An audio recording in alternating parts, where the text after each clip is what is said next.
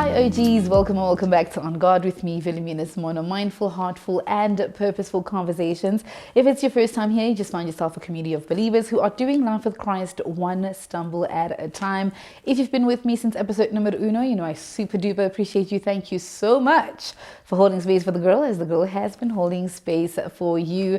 Let's get social and interactive. Do follow me on Instagram, it's Philomena_S, and on TikTok, Philomena_Simono. And if you have not subscribed and you are sitting there just watching all this Jesus content, I am side-eyeing you. Definitely hit the subscribe button. Don't forget to like, don't forget to comment, and most importantly, if the episode has blessed you in one way or another, make sure that you share it with a friend, a family, a colleague, because you never know who is in need of hearing the word today. Now, I know State is looking a bit different, and you guys are just like, yeah, what's going on? This is like, what, our fourth set? I promise I don't have commitment issues, okay? I have being comfortable issues, you know. I'm still rolling with melanin. I think we just decided to try something a bit different, shooting at my house. Because I think the thing about shooting faith-based content is that you also want to be in a space where you're a bit comfortable, where you're a bit, you know what I mean? So we're going to just test this out. If after the month of July, I'm shooting with the beach behind me, work with me. Okay, work with me. Let's get into today's episode. So here's one thing that I absolutely want us to get over, or to not necessarily have our mindset on. When we talk about forgiveness, we almost want to believe that forgiveness is a once-off thing. If you, just like me, thought that's what it is, I need you to get over that, because I had to learn that the hard way. Forgiveness is not once off. Forgiveness is something that you almost have to do over and over and over again. And one writer said forgiveness is not amnesia, right? So if you are finding yourself in a season or in a situation where you thought you have gotten over that thing, or you have forgiven that person, but yet every now and again you find yourself being triggered either by the situation, either by the name, either by other people talking about the situation, then you do not want to miss this episode, because we are talking all that things forgiveness. How do you move on? How do you get over it? And what do you do when new waves of triggers find you? I want to believe that there's a reason why Jesus said we need to forgive 7 times, 70 times in a day. And I know contextually when reading that scripture, it was about how many times do you need to forgive someone who has done you dirty. But I also think it was also part of the fact that sometimes the betrayal was too good, the lie was too good, the hurt was too immersive, that you constantly need to find yourself saying, I forgive, I forgive, I forgive. So I want to believe that there's a reason that Jesus said 70 times 7, not necessarily only because you need to forgive the person the number of times that they do you wrong, but I think because you need to forgive the person every single time you remember. I was recently catching up on an episode by Mel Robbins, and she was talking about how forgiveness is a choice that you need to follow through every day. Like, you need to follow up with that decision that you have made over and over again. Sometimes forgiveness for you might look like going to therapy. Forgiveness for you might look like, I don't know, replacing it with new hobbies or new things to replace the thing that happened. But forgiveness is a choice that you make, and you need to follow through over and over again. And I think I'm one of those people where when I go through something in my life, I constantly just find myself trying to feed myself, content that is in relation with what I'm going through. Not that I'm trying to harp on it forever, but just to navigate the tides of whatever it is that I'm going through. Like, for example, I think not really spoken about it at great lengths, but I spoke about the big terrible thing that happened last December, and leading into the new year, I had to gather myself, learn how to forgive, learn how to get over it. So what I've been doing in the past couple of months and some change is that I've obviously been consuming content that is all about forgiveness, all about healing, all about getting over it, right? And Obviously, not everything that you get on the internet you have to take in, because everybody is saying something on the internet, but there are some things that stuck with me, and even as I put them into practice in my own life, I'm like, actually, bingo, right? So today is one of those episodes where I'm going to talk about the several nuggets that I've picked up on my journey of healing and forgiveness. First things first is that the body is always going to remember. I don't know if you guys have been in a situation where you thought you've gotten over something or you have forgiven someone, and then all of a sudden you hear the name or you see the car or you see the color or you pass the place, and it's like you're getting angry all over again, right? That was with me, guys. Like at the start of the year, I would lose my mind. I'm like, hold on, I know I prayed to my Lord and Savior that I have forgiven this. What is going on right now, right?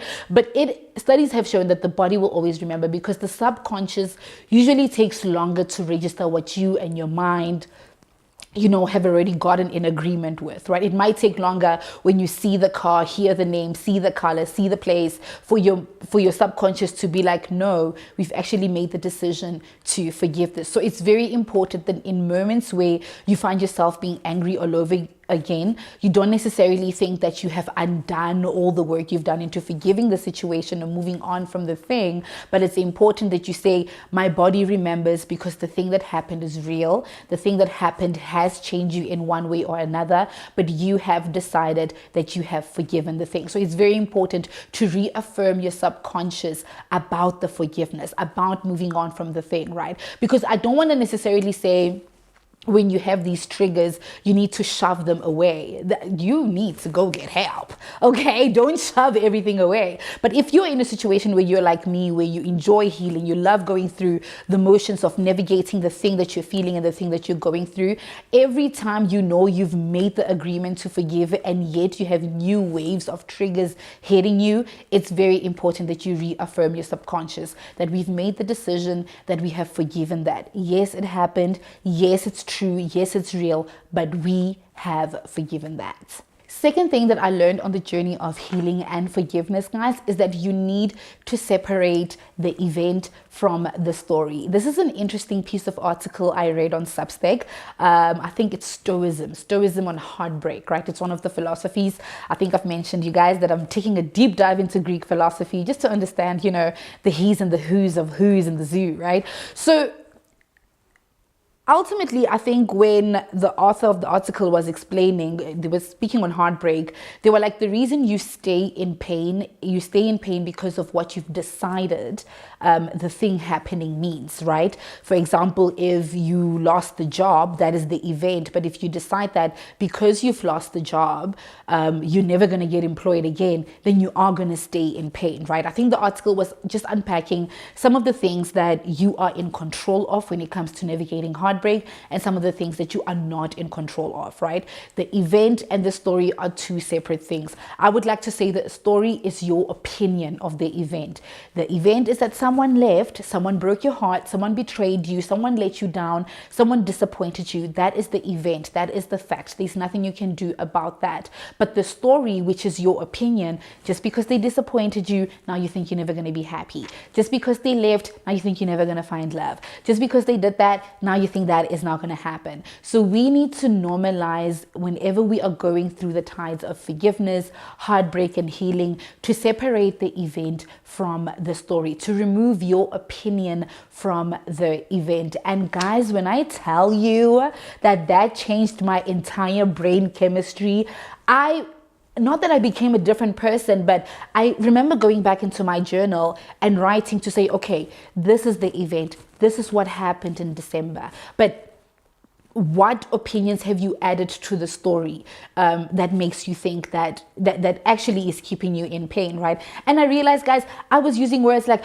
oh, you were replaced, oh, you were used, oh, you are nothing. And I'm like, golly, wow, your opinions are rough, so learn to remove your opinions from the event. And in that way, forgiveness is much easier to navigate, or so I believe. Third thing, and especially if, guys, look, I think let's talk about the fact that we have different things that we need to forgive.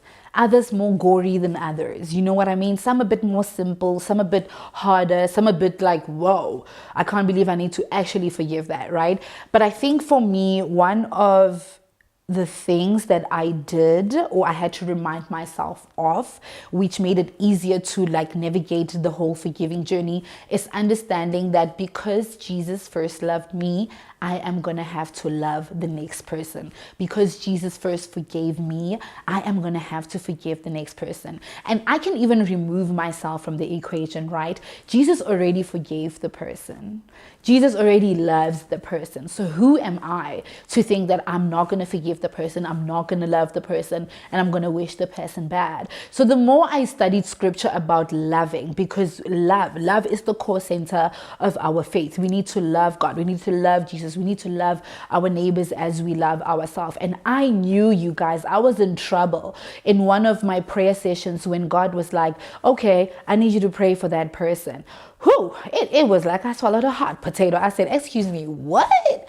But I just remembered, like, in the middle of starting to pray for them, and I think God just really took over in that prayer. Like, the Spirit started interceding in that prayer, because now instead of just saying, oh, I forgive them, or I'm whatever, I just said, oh God, I really pray that they encounter you.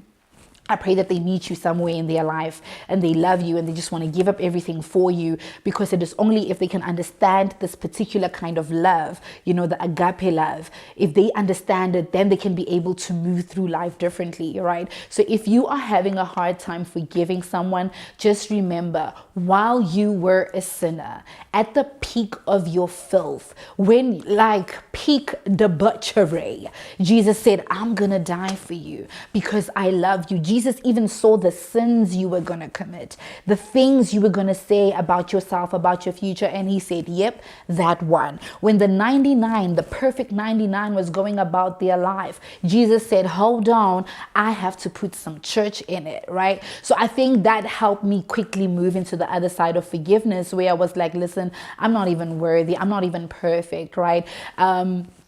And another beautiful article that I read, guys, I'm like a Substack girl now. I will be quoting so many articles because like it's my entire personality. An interesting article, and I shared it, where it was like, moral superiority will make you a bad person, right? If you only see the people in and around your life as good and bad, but you can't turn that mirror back to yourself, where you can't define yourself as being able to do good and bad, then you're always going to look at the next person as, oh, they did that bad, they did that bad, they did that bad, right? So I've always acknowledged my role in everything that happened in my life, like from last year, June to December. I acknowledge my role in it, and I've had a hard time forgiving myself for it, but I got to a point where I did. But I think making it even easier to forgive the next person is understanding that the same way I'm capable of bad, so are they. In the same way I'm capable of good, so are they. But the whole point of all of this is that when you were unworthy, you were forgiven. So even if you feel like the big bad thing that happened to you shouldn't be forgiven, like we always feel like, oh my gosh, they're just going to get away with it. They can't keep getting away with it. Well, that's for Jesus to handle. That's none of your business, right? So Jesus loved you, so you have to love the next person. Jesus forgave you, so you have to forgive the next person. Fourth point that I want to mention, and I know we hear it over and over and over and over and over again, you guys, but we need to overemphasize this because that is how true it is. Forgiveness is for you more than it is for the next person. Forgiveness is releasing the person so that the wound within you can start healing, right? We've all been there where, and I'm going to speak from experience, right? Like with the big terrible thing that happened in December.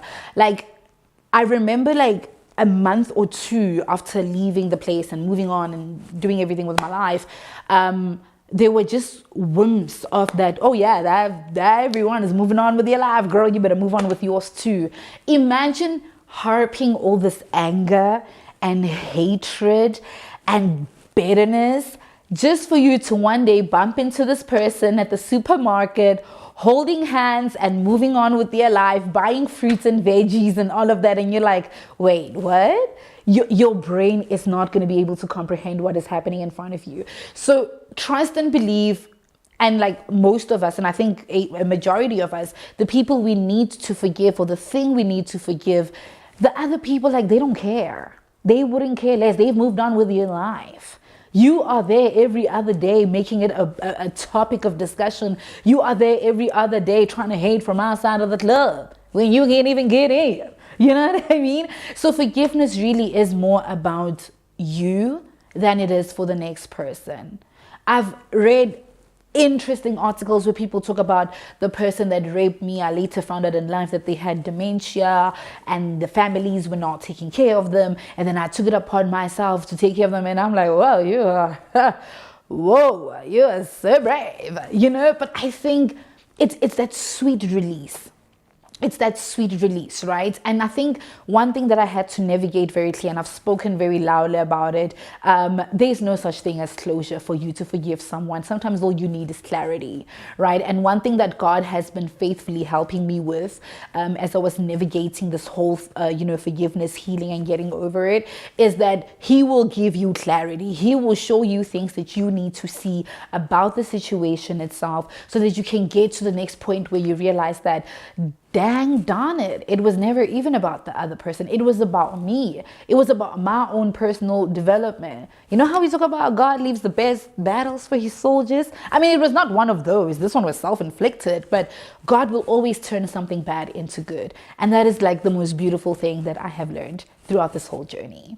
So in conclusion, you are worthy of a quality life. And I say quality life because I'm looking at my life in the past couple of weeks where there's no bitterness, no anger, no nothing. And I'm like, I can't believe I almost missed this part of my life where everything is easygoing and free floating. You are worthy of it. And whenever new waves of triggers hit you, make the memory synonymous with forgiveness. Like every time the memory comes, like, yes, I acknowledge that happened, but we are not there anymore.